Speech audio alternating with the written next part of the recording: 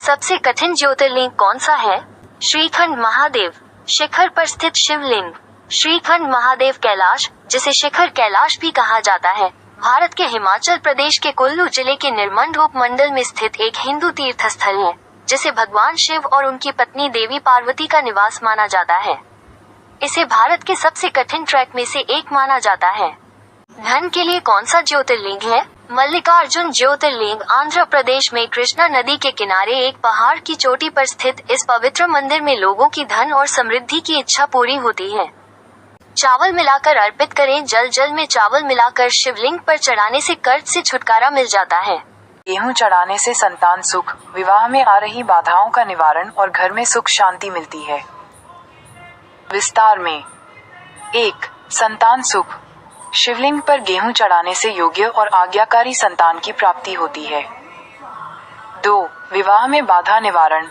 जिन लोगों के विवाह में देरी हो रही है या विवाह में कोई बाधा आ रही है, उन्हें शिवलिंग पर गेहूं चढ़ाने से लाभ मिलता है। 3. सुख शांति। गेहूं चढ़ाने से घर में सुख शांति बनी रहती है और पति पत्नी के बीच प्रेम बढ़ता है। और 4. अन्य लाभ। इसके अलावा शिवलिंग पर गेहूं चढ़ाने से पितृदोष भी दूर होता है और घर में सकारात्मकता आती है। घर के दरवाजे पर 2 लोग रखने से क्या होता है? कार्य में सफलता। अगर आप किसी जरूरी काम से बाहर जा रहे हैं, तो दरवाजे पर 2 लोग रख दें। ऐसा करने से कार्य में सफलता मिलती है और बिगड़े काम भी बनने लगते हैं। शिवलिंग का अभिषेक करने के बाद चंदन चढ़ाना चाहिए। चंदन की प्रकृति ठंडी होती है और माना जाता है कि ऐसा करने से जीवन शांतिपूर्ण और खुशियों से भरपूर हो जाता है।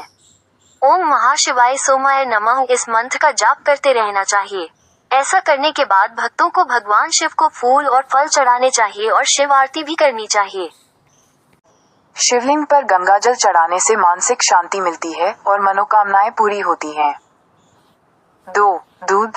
दूध चढ़ाने से भगवान शिव प्रसन्न होते हैं और सुख समृद्धि का आशीर्वाद मिलता है। 3. बेलपत्र भगवान शिव को अति प्रिय है। इसे चढ़ाने से धन लाभ होता है और जीवन में खुशहाली आती है। 4. शहद चढ़ाने से आर्थिक परेशानियां दूर होती हैं और धन लाभ होता है। 5. चावल अक्षत। शिवलिंग पर चावल चढ़ाने से धन लाभ होता है और आर्थिक स्थिति बेहतर होती है।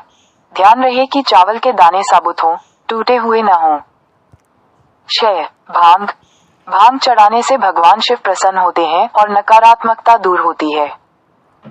7. लौंग का जोड़ा चढ़ाने से धन की कमी नहीं होती है। गन्ने का रस।